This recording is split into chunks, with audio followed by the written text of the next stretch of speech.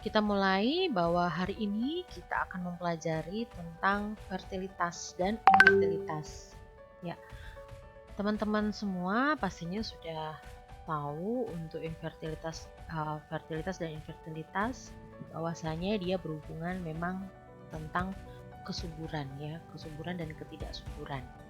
Nah, fertilitas dan infertilitas ini kita akan belajar bagaimana pengertiannya, kemudian nanti kita belajar faktor penyebabnya apa ya, kemudian nanti ada juga dari segi laki-laki, kemudian perempuan ya, kemudian nanti uh, pemeriksaan apa saja yang akan kita lakukan pada waktu kita melihat atau kita nanti mengkaji tentang fertilitas dan infertilitas tersebut. Nah, fertilitas dan infertilitas itu ada dari pengertiannya. Yang pertama adalah pengertian dari fertilitas itu sendiri.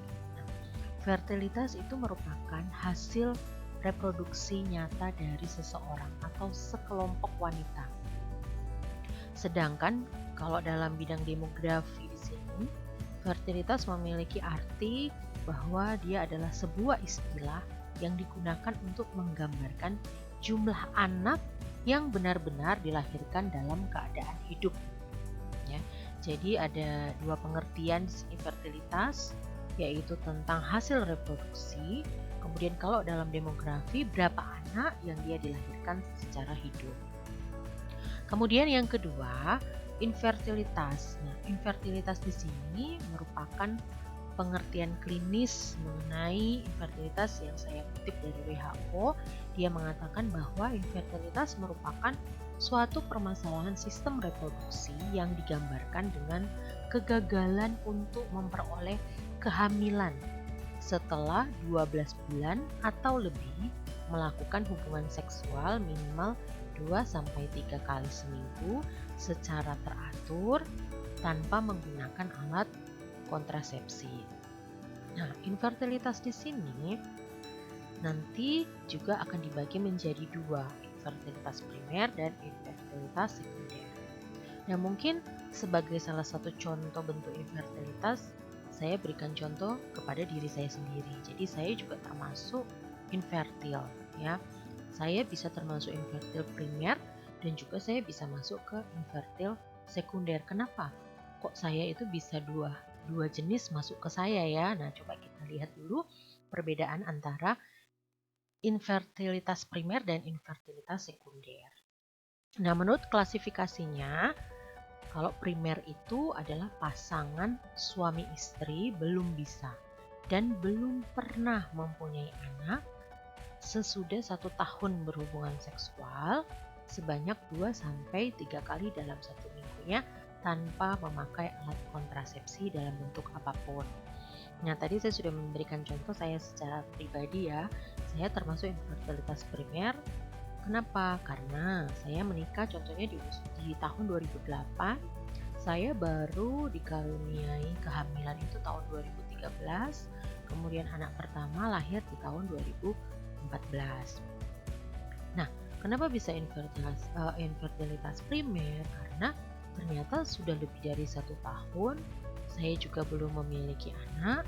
Kemudian hubungan seksual juga dilakukan, tapi memang kendalanya di saya adalah suami di tempat yang jauh seperti itu.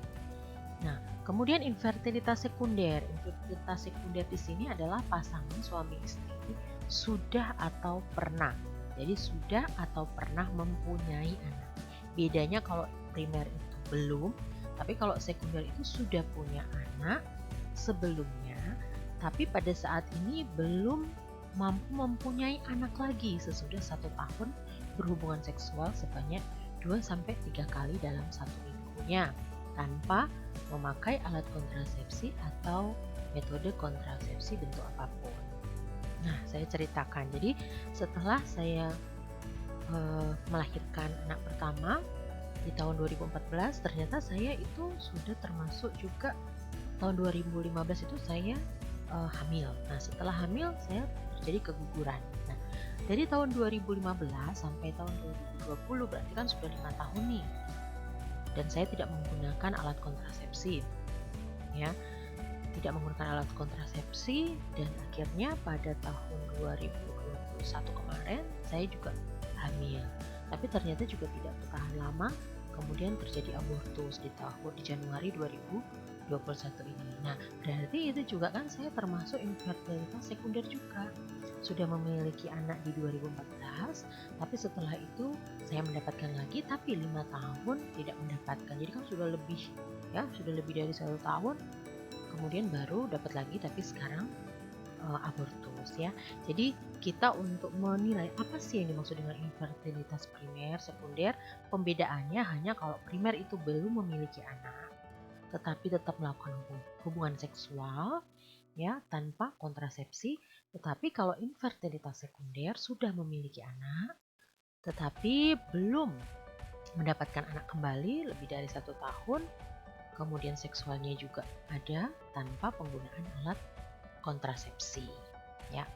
Kemudian faktor resiko apa saja sih yang bisa menyebabkan infertilitas ya, fertilitas dan infertilitas. Jadi kesuburan dan ketidaksuburan ini faktor penyebabnya apa ya? Salah satunya yang pertama adalah gaya hidup. Nah, gaya hidup ini banyak banget, mulai dari konsumsi alkohol. Jadi orang-orang yang sering konsumsi alkohol biasanya juga akan mengurangi fertilitas atau kesuburan. Kemudian merokok ya, merokok kan ada kandungan yang memang tidak baik ya untuk alat reproduksi ya. Kemudian kafein ya, ada nikotin tadi ya, kemudian kafein, kemudian berat badan. Nah, berat badan mungkin saya contohkan saya sendiri, jadi saya mencontohkan diri saya sendiri. Jadi saya mengajar ini pas banget, pas dengan apa yang saya hadapi ya. Ibaratnya berat badan, contoh berat badan saya itu di tahun 2007 sebelum saya menikah itu berat badannya hanya 53 kg. Nah, ternyata sekarang sudah 86 kg. Nah, coba kalian bandingkan 53 sampai ke 86 ya. Kalau dilihat kan hampir sekitar 75 sampai 80% kenaikan berat badannya. Ya. Kemudian dengan kenaikan berat badan itu otomatis kan itu terjadi obesitas ya. Dengan obesitas yang terjadi akhirnya mempengaruhi sel telurnya. Jadi kalau di saya itu setelah ternyata diperiksa semua dalam laboratorium, kemudian lain-lain sebagainya dengan vaginal, jadi USG transvaginal, itu ternyata didapatkan sel telurnya itu sebenarnya banyak, tapi hanya kecil-kecil. Nah, banyak dan kecil-kecil itu disebut dengan polikistik. Nah, itu yang saya alami ya. Kemudian faktor risiko juga kurangnya olahraga. Nah, teman-teman yang mungkin sekarang berat badannya berlebih ya seperti saya, coba diupayakan untuk berolahraga. Nah, memang sebelum saya hamil kemarin saya itu mencoba untuk diet. Nah, dalam 3 bulan sebelum saya hamil itu saya diet, kemudian turun sampai 10 kilo. Jadi dulu itu saya 93 ya, kemudian saya sampai 83, 82. Nah, tapi karena kemarin memang saya sempat hamil ya, kemudian keguguran, dan keguguran itu membutuhkan suplementasi yang banyak, makanan yang cukup banyak. Akhirnya memang di jeda ini saya agak naik 2 sampai 3 kilo. Tapi mudah-mudahan dengan memang kalau kita komitmen harusnya kita menurunkan berat badan. Nah, saya mengharapkan juga teman-teman yang sekarang nih berat badannya mungkin belum ideal, silahkan untuk berolahraga ya, kemudian jaga makanan agar tetap sehat. Kemudian faktor resiko yang lain adalah stres. Nah, stres ini bisa banyak macam ya. Stres pekerjaan, kemudian mungkin Anda semua bisa juga stres karena perkuliahan, ternyata banyak sekali tugas. Kemudian sekarang online itu yang harusnya kita di kampus, ternyata di rumah. Nah, nambah pekerjaan rumah itu buat stres ya. Jadi upayakan juga memang ini juga berarti akan membuat kesuburan kita akan berkurang. Contoh, yang biasa stres itu kemudian mempengaruhi dari menstruasi kita, menstruasi yang tidak teratur. Jadi dengan stres, obesitas ya, itu bisa mempengaruhi menstruasi. Yang biasanya menstruasinya itu biasanya siklus pendek, tapi dengan adanya stres, kemudian dengan adanya obesitas, akhirnya dia mungkin bisa saja menstruasinya 3 bulan sekali baru mendapatkan menstruasi. Nah, kemudian suplementasi obat ini vitamin ya, vitamin, obat-obatan, obat herbal.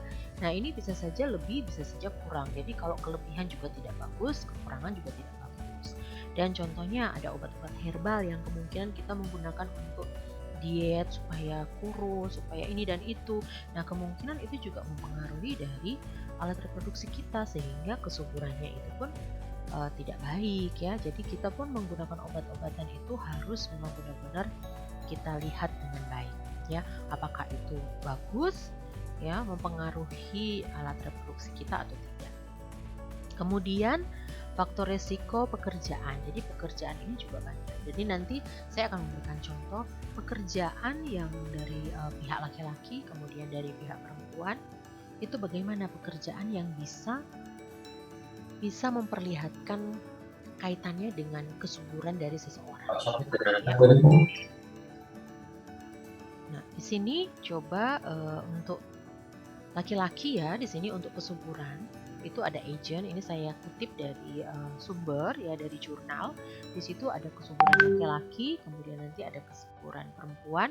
Nah, di sini ada agent, kelompok pekerjaan, kemudian efek terhadap kesuburan. Nah, kita bisa lihat. Saya memberikan salah satu contoh di sini adalah kerja paruh waktu atau waktu kerja yang lama. Kelompok kerja berarti pekerjaan paruh waktu. Nah, ini khusus untuk laki-laki ya. Jadi ini khusus untuk laki-laki. Dia efek terhadap kesuburan tidak memberikan efek. Ya. Kemudian untuk agent yang kedua, panas atau peningkatkan suhu pada serotal. Jadi contoh kelompok kerjanya adalah tukang las, pengendara mobil dan motor. Ya, pengendara mobil dan motor, efek terhadap kesuburannya itu parameter sperma menjadi tidak normal. Jadi kebanyakan berarti dari penelitian yang didapat ini untuk tukang las, pengendara mobil dan motor itu parameter spermanya menjadi tidak normal. Nah, kemudian X-ray. X-ray di sini kelompok pekerjanya yaitu radioterapi. Nah, contoh radioterapi di sini efek terhadap kesuburan yaitu terjadinya azoospermia, kemudian mengurangi jumlah sperma yang harusnya spermanya normal tapi menjadi tidak normal. Hanya kalau pada radioterapi di sini setelah dia tidak ada di bagian radioterapi itu kemungkinan spermanya akan normal kembali. Ya. Kemudian elektromagnetik atau pekerja tambang. Nah, pekerja tambang ini efek tidak konsisten. Jadi contoh suami saya kan pekerja tambang ya. Dikatakan efek tidak konsisten maksudnya seperti ini. Kalau pada waktu dia bekerja di tambang, itu posisinya kan ada ada panas dan lain sebagainya ya. Ada panas, kemudian kalau pindah ke kantor berarti sudah tidak berhubungan dengan panas lagi. Sehingga ada waktunya pekerja tambang itu saat ini ternyata dia bisa subur. Tapi di saat berikutnya kalau seandainya dia ke lapangan itu bisa saja membuat pengurangan kesuburannya ya. Kemudian getaran contohnya penggali atau bekerja mesin. Jadi bisa juga menyebabkan oligospermia dan astenospermia. Kemudian pestisida petani ya, oligospermia dan azoospermia mengurangi tingkat kesuburan. Nah, kalau kita lihat dari tabel terhadap kesuburan laki-laki ini, kebanyakan itu yang terjadi adalah azoospermia dan oligospermia yang bisa menyebabkan penurunan kesuburan dari laki-laki. Nah, sekarang kita bisa melihat selanjutnya dalam slide berikutnya adalah pekerjaan pada perempuan. Nah, pekerjaan pada perempuan di sini saya contohkan yang pertama adalah pekerja paruh waktu. Nah, kerja paruh waktu yang dimaksud di sini adalah contohnya paramedis. Nah, paramedis, efek kesuburannya itu menurunkan fekunditas, pemanjangan waktu untuk terjadinya kehamilan. Maksudnya karena sudah terlalu lama, stres yang berlebihan, akhirnya dapat mengurangi perpanjangan untuk terjadinya sebuah kehamilan. Karena setelah memang saya melihat dari jurnal ini yang saya dapatkan, kemudian dari pengalaman teman-teman, banyak teman-teman saya yang paramedis memang akhirnya mengalami infertilitas seperti itu. Dan memang tidak berapa persennya memang tidak mengalami, tapi paling tidak yang kebanyakan yang saya lihat yang dari pengalaman teman-teman saya dan juga berdasarkan jurnal ini didapatkan ternyata memang para medis memiliki resiko pemanjangan waktu untuk terjadinya suatu kehamilan. Nah, kemudian mungkin contoh yang lain di sini adalah visual atau komputer pekerja kantorannya. Ini sekarang juga saya termasuk pekerja kantoran. Anda juga walaupun bukan pekerjaan kantoran tapi mahasiswa yang sering terlibat dengan visual radiasi ya. Sekarang kan kita tidak dari komputer saja tapi bisa saja dari HP. Nah, sekarang HP itu merupakan suatu kebutuhan yang memang kita gunakan setiap hari. Sehingga hampir setiap hari HP itu di kamar, di samping kita mesti kalau tidak ada HP jadi bingung mau ngapain ya. Nah, itu merupakan sebenarnya satu radiasi yang bisa mengurangi tingkat kesuburan kita. Nah, sehingga bisa meningkatkan resiko infertilitas. Nah, kemudian ini juga kalau yang tadi di bagian laki-laki itu kan untuk gas anestetik seperti dokter gigi kan tidak mempengaruhi, tetapi beda dengan perempuan. Gas anestetik itu mempengaruhi terutama penurunan angka fekunditas. Maksudnya penurunan angka fekunditas di sini maksudnya penurunan dari hasil untuk pembuatan ovulasinya, ya. Seperti itu. Kemudian penyebab. Nah, di sini ada penyebab atau etiologi kenapa infertilitas itu bisa terjadi. Kalau tadi dari segi pekerjaan ya, kemudian penyebabnya sekarang adalah kalau dari faktor perempuan yang pertama adalah gangguan ovulasi. Nah, gangguan ovulasi di sini maksudnya adalah gangguan kesuburan. Ya, ovulasi atau dia menstruasi ya, yang biasanya contohnya 1 bulan sekali dapat ya, tapi akhirnya tidak 1 bulan. Contoh di saya terjadi juga gangguan ovulasi ya. Penyebabnya infertilitas saya salah satunya adalah gangguan ovulasi karena menstruasi saya itu paling tidak kadang 3 bulan sekali, kadang 2 bulan sekali, tetapi kalau dalam program itu bisa sebulan sekali ya. Tapi gangguan yang pertama itu karena posisinya berat badan saya kurang ideal ya, terjadi obesitas, kemudian olahraga yang kurang, akhirnya membuat sel-sel telur yang ada di dalam tubuh itu menjadi kecil-kecil, tidak bisa bereproduksi secara bagus, sehingga ovulasinya juga terhambat ya. Dan juga ada pengaruh dari hormon-hormon ya. Hormon-hormon di situ mempengaruhi sehingga ovulasinya juga menjadi kurang lancar. Kemudian yang kedua, gangguan tuba dan pelvis. Maksudnya gangguan tuba dan pelvis di sini adalah pada waktu tuba itu kan ada 2 antara kiri dan kanan. Nah, kalau seandainya di antara tuba itu atau tangkai ke kiri dan ke kanan itu terhambat, secara otomatis sel sperma tidak bisa menembus sehingga tidak akan mungkin terjadi sebuah kehamilan. Nah, sehingga kalau ada gangguan tuba atau pelvis, biasanya kalau contohnya, saya juga mencontohkan saya saja ya, karena ini pengalaman nyata. Ya, sebelum pada waktu program, ya, sebelum melalui semua program-program sebuah kehamilan, yang pertama juga kita harus ngetes apakah di tuba itu ada gangguan atau tidak. Nah, bagaimana kita mengetahui apakah tuba itu ada gangguan atau tidak? Nah, itu biasanya dilakukan HSG. HSG itu maksudnya adanya peniupan. Peniupan di tuba bagian kiri dan kanan ditiup. Ya, itu biasanya di laboratorium. Jadi ditiup dengan cairan. Di sana nanti akan terlihat apakah tuba kita itu terhambat atau tidak. Ya, di daerah pelvis di situ apakah ada kelainan atau tidak. Ya. Kemudian faktor yang ketiga adalah gangguan uterus.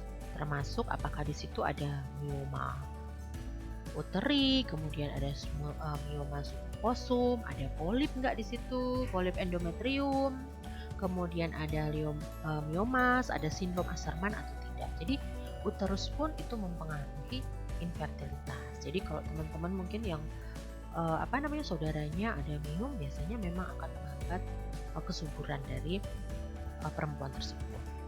Nah, kemudian faktor penyebab atau etiologi dari laki-laki yang pertama adalah kelainan urogenital. Jadi kelainan urogenital di sini termasuk urogenital kongenital juga dapat dimaksud juga infeksi saluran dari urogenital tersebut. Jadi kalau ada infeksi itu akan menyebabkan kesuburan dari pria itu akan menurun. Kemudian suhu skrotum yang meningkat, contohnya akibat dari varikokal.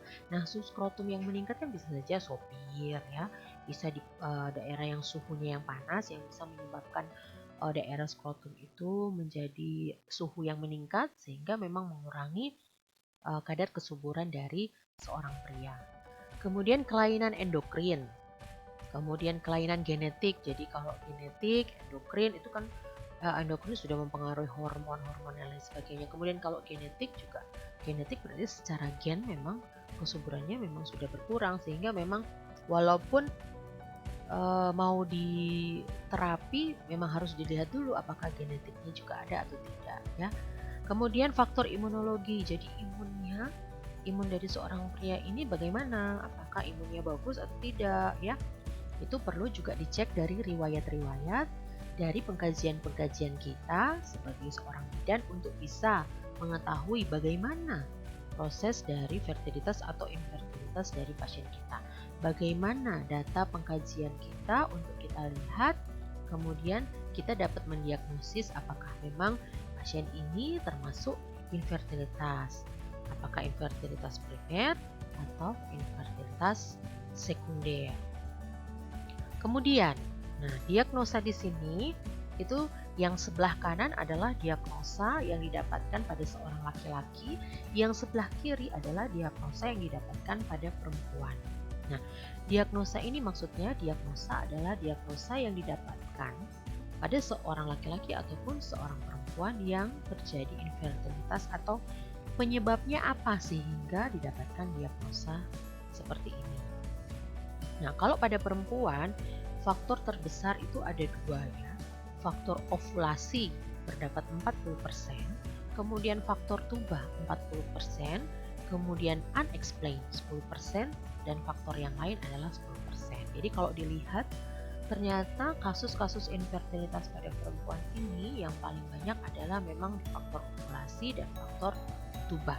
Nah, beda dengan laki-laki. Kalau kita lihat yang sebelah kanan di sini, dari seluruh pasien yang diteliti, pasien yang diteliti ini ada 12.945 pasien yang diteliti.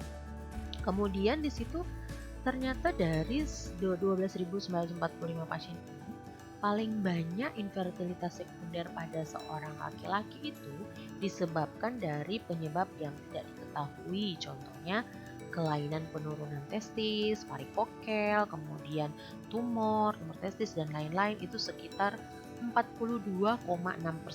Nah, 42,6% ini berarti sisanya dari faktor-faktor yang lain, ya. Yang menduduki urutan kedua di sini adalah infertilitas idiopatik pada laki-laki itu sekitar 30% ya. Nah, jadi untuk yang lain-lain itu sedikit-sedikit tapi tetap ada. Jadi ini hasil dari jurnal yang saya dapatkan dari hasil penelitian ya, kemudian telah didapatkan ternyata hasil dari infertilitas baik perempuan dan laki-laki bisa didiagnosa karena memang banyak hal yang bisa terjadi. Nah, kemudian pemeriksaan penunjang. Nah, pemeriksaan penunjang apa saja yang diperlukan untuk bisa kita melihat atau untuk memeriksa apakah memang pasien ini dia termasuk infertilitas primer atau sekunder. Itu banyak pemeriksaan penunjang yang bisa dilakukan. Nah, pada perempuan di situ ada pemeriksaan ovulasi. Bagaimana sih pemeriksaan ovulasi ya? Kemudian yang kedua adalah pemeriksaan chlamydia trachomatis. Kemudian penilaian kelainan uterus. Kemudian penilaian lendir serviks pasca sanggama. Kemudian penilaian kelainan tuba. Nah, dari kelainan-kelainan ini bagaimana sih pemeriksaannya? Kita lihat di sebelah kanan. Nah, di sebelah kanan di situ dia mengatakan bahwa untuk melihat ovulasi, jadi bagaimana cara kita untuk mendeteksi ovulasinya bagus dan cadangan ovariumnya bagus? Yang pertama adalah kita harus tahu riwayat menstruasi kita. Apakah riwayat menstruasi kita itu lancar? Bisa siklus pendek, siklus panjang, atau memang ternyata 3 bulan sekali, 4 bulan sekali, ya seperti itu. Kemudian progesteron serum, jadi kita cek dengan progesteron serum. Yang ketiga, menggunakan ultrasonografi transvaginal. Jadi ultrasonografi transvaginal ini saya juga udah pernah ya. Jadi lewat vaginal, kemudian dia masuk, di situ melihat bagaimana sel telur yang ada, apakah sel telurnya banyak, besar-besar atau tidak, atau sel telurnya banyak, sedikit, kecil-kecil, atau bagaimana, itu bisa dilihat dari ultrasonografi transvaginal. Kemudian temperatur basal. Nah, temperatur basal biasanya itu kita lihat biasanya kalau pagi hari, biasanya nanti disiapkan termometer. Jadi termometer disiapkan setiap hari, kita lihat, kita cek ya, suhunya berapa, kita catat. Nah, di situ bisa untuk melihat ovulasinya bagaimana. Kemudian LH urin, kemudian biopsi endometrium. Itu untuk ovulasi. Kemudian kalau cadangan ovarium bagaimana? Cadangan ovarium yang ada. Nah, di sini ada contoh kadar AMH, pitung folikel antral, dan FSH dan estradiol hari ketiga. Nah, saya sudah pernah untuk perhitungan kadar AMH. Nah, kadar ini yang biasanya kalau orang mau program itu datang ke dokter biasanya pada hari ketiga menstruasi.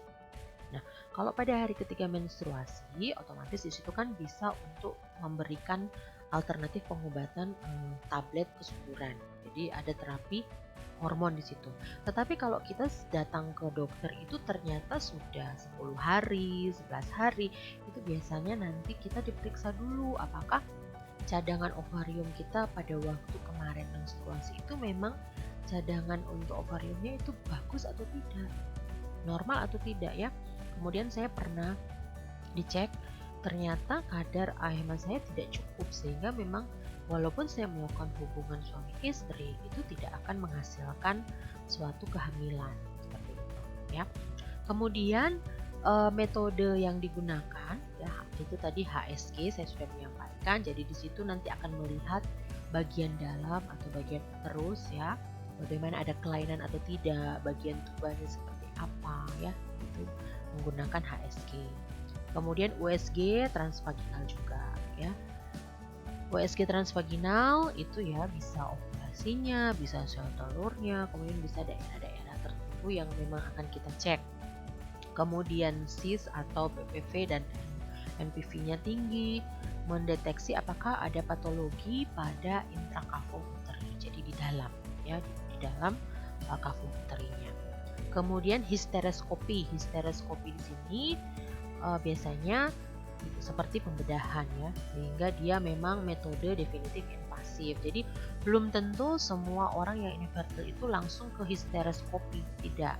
Tetapi biasanya kalau seandainya kita ke dokter obgyn itu biasanya akan disampaikan, akan dilihat dulu riwayatnya bagaimana, siklusnya seperti apa, apakah sudah pernah pengobatan atau tidak, itu nanti didata dulu semuanya, baru dilakukan tindakan untuk program kehamilannya. Nah, kemudian di sini ada beberapa teknik juga untuk tuba ya. Tadi kan ovulasi, kemudian ya metodenya. Nah, di sini untuk pemeriksaan tuba, teknik yang pertama adalah HSG. Nah, HSG itu ternyata punya keuntungan, punya kelemahan. Kalau HSG itu keuntungannya adalah visualisasi seluruh panjang tuba dapat menggambarkan patologi seperti hydrosalping dan sin efek terapi. Jadi dia bisa memperlihatkan sepanjang itu. Tapi kelemahannya apa? Itu ada paparan radiasi karena dia modelnya seperti radiologi ya. Jadi kita ibaratnya difoto, jadi tulang-tulang kita kan setelah kita diberikan tiupan dengan cairan, habis itu difoto, kan ada paparan radiasi, baru dilihat apakah cairan itu bisa menembus atau tidak. Kalau menembus berarti memang tidak ada penyumbatan pada tuba ya. Kemudian reaksi terhadap zat kontras, peralatan dan staf juga khusus ya, harus terlatih, kurang dapat menggambarkan adisi pelvis. Maksudnya kalau untuk pelvis dia memang tidak secara menyeluruh semuanya bisa terlihat, tapi ada metode khusus juga yang memang pelvis bisa terlihat. Nah, kemudian teknik yang kedua adalah salin infusion sonografi. Di situ keuntungannya adalah visualisasi ovarium, uterus dan tuba bisa lihat secara jelas. Cuman memang kelemahan ada beberapa efek terapik yang belum terbuktikan dengan sampai sekarang itu belum terbukti secara jurnal, secara teori masih perlu dikembangkan untuk penelitian-penelitian selanjutnya. Nah, untuk salin infusion sonografi ini pun butuh butuh orang yang memang benar-benar terlatih secara khusus, yang memang benar-benar bisa melakukan itu. Nah, teknik yang ketiga adalah laparoskopi kromotobasi. Nah, laparoskopi di sini dia itu bisa melihat semua organ reproduksi internal, jadi di dalam itu bisa terlihat semua. Kemudian bisa dilakukan terapi sekaligus. Hanya memang kelemahannya karena ini adalah teknik yang paling tinggi, itu memang dia memiliki biaya yang sangat tinggi dan invasif. Nah, saya punya beberapa teman ya, teman saya dulu itu juga sama seperti saya ya, infertilitas primer dan infertilitas sekunder, tetapi dia sudah dikaruniai 2 orang anak sekarang ya, sudah dikaruniai 2 orang anak, tapi dia memang dari awal dia langsung ke laparoskopi. Kalau saya tidak, kalau saya mulai dari pengobatan oral dulu ya. Kalau pengobatan oral belum bisa, itu biasanya dokter akan menjelaskan, ibu nanti ini ada pengobatan oral dulu. Kalau pengobatan oralnya tidak bisa, berarti masuk ke yang tahap kedua adalah IVP, kalau tidak salah IVV, kemudian baru ke bayi tabung ya. Jadi nanti ada dijelaskan dari dokter tersebut. Nah, kalau teman saya itu langsung ke laparoskopi karena mungkin ya pada waktu itu untuk dananya dia punya, kemudian suami istri juga sudah setuju sehingga langsung dilakukan laparoskopi kromotobasi. Ya. Kemudian di sini ada, kalau tadi perempuan, nah ini sekarang laki-laki. Nah, pada laki-laki biasanya kita harus menganamnesis terlebih dahulu. Kemudian kita lakukan pemeriksaan fisik, ya. Selanjutnya kita menganalisis sperma. Nah, biasanya kalau laki-laki dari pengalaman ya, kalau laki-laki itu biasanya memang yang dilihat adalah analisis spermanya juga ya. Selain dari anamnesis dan pemeriksaan fisik, tapi analisis sperma itu wajib untuk laki-laki untuk diperiksa. Nah, komponen anamnesis apa saja yang kira-kira kita butuhkan untuk infertilitas laki-laki atau yang biasanya kita lakukan kalau memang terjadi infertilitas. Nah, komponen anamnesisnya bisa berupa riwayat medis. Jadi riwayat medis di sini apakah ada kelainan fisik ya, kemudian penyakit sistemik ya. Kalau penyakit sistemik itu kan bisa diabetes mellitus, ada kanker, ada infeksi atau tidak. Nah, kalau diabetes mellitus kan kita selalu mendengar kalau orang yang sudah menderita diabetes mellitus bisa saja terjadi gangguan pada ereksi ya. Apakah ejakulasi dini atau tidak terjadi ejakulasi juga bisa ya. Kemudian kelainan medis yang lain adalah kelainan genetik. Kalau memang terjadi kelainan genetik ya memang sudah tidak bisa ini ya, memang sudah dari gennya sehingga pengobatan yang memang harus dilakukan. Kemudian riwayat pembedahan, apakah di laki-laki itu memang ada pembedahan? Contohnya undescended testis, apakah ada pembedahan hernia, kemudian ada trauma testis ya, torsio testis, ada bedah pelvis atau tidak, kemudian kandung kemihnya bagaimana, apakah ada masalah atau tidak, ada infeksi atau tidak ya. Kemudian riwayat fertilitas. Nah, riwayat fertilitas di sini maksudnya adalah kehamilan sebelumnya dengan pasangan saat ini atau sebelumnya. Nah, mengapa di situ disebutkan pasangan saat ini dan sebelumnya? Kan mungkin ada yang menikah 2 kali. Nah, secara otomatis kan kita harus melihat dulu, ternyata sama yang pertama bagaimana? Apakah terjadi pembuahan atau tidak? Apakah memang menghasilkan seorang anak atau tidak? Kemudian di pernikahan ini apakah sama dengan pernikahan yang pertama atau tidak? Nah, itu memang kita harus lihat dari riwayat kesuburannya di kemarin. Kemudian lama infertilitasnya bagaimana? Apakah 1 tahun, 2 tahun, 3 tahun dan seterusnya. Nah, kemudian juga penanganan infertilitas sebelumnya. Nah, penanganan infertilitas sebelumnya sudah mendapatkan apa saja gitu ya. Jadi mungkin dulu sudah sejauh apa terapi yang didapatkan dari dokter. apakah memang sudah sampai pada tahap-tahap yang invasif atau tidak, ya. Memang sudah sampai pada tahap terakhir atau baru di permulaan. Nah, ini untuk menilai penanganan dari infertilitas laki-laki. Kemudian ada riwayat seksual juga yang harus kita lihat, ya, ereksi atau masalah ejakulasinya bagaimana, frekuensi hubungan seksualnya seperti apa, pengobatan, ya, dan lain-lain, ya. Jadi nanti bisa dilihat di komponen anamnesis pada penanganan infertilitas laki-laki, ya. Jadi itu merupakan contoh bagaimana kita menganamnesis pada laki-laki. Ya. Kemudian di sini hasil dari sperma. Ya, sperma menurut WHO tahun 2010. Jadi ada referensi analisis sperma. Jadi kalau seandainya kita mau melihat analisis sperma itu apakah memang dia batas referensinya baik. Contohnya volume sperma. Berarti volume sperma itu batas referensi itu kalau 95% confidence interval berarti sekitar 1,4 sampai 1,7 volumenya. Kemudian konsentrasinya 12 sampai 16, jumlah 33 sampai 46, motilitasnya seperti apa, morfologinya apa bentuk, ya, vitalitasnya seperti apa. Vitality ini maksudnya dia geraknya, ya, geraknya seperti apa. Nah, jadi ini biasanya kalau dari laboratorium biasanya sudah mencantumkan batas referensi yang harus didapat dari analisis sperma. Kemudian penata laksanaannya. Jadi ini ada penata laksanaan yang memang banyak banget, ya. Penata laksanaan banyak banget disesuaikan dengan seberapa hasil pemeriksaan infertilitas kita kepada perempuan dan kepada laki-laki. Nah, teman-teman, untuk belajar selanjutnya silahkan nanti membuka bahan bacaan modul konsensus infertilitas, ya. Jadi nanti silahkan untuk penata laksanaannya dibaca dalam modul konsensus infertilitas yang akan saya berikan. Oke, mungkin ini yang bisa saya sampaikan dalam pokok bahasan fertilitas dan infertilitas.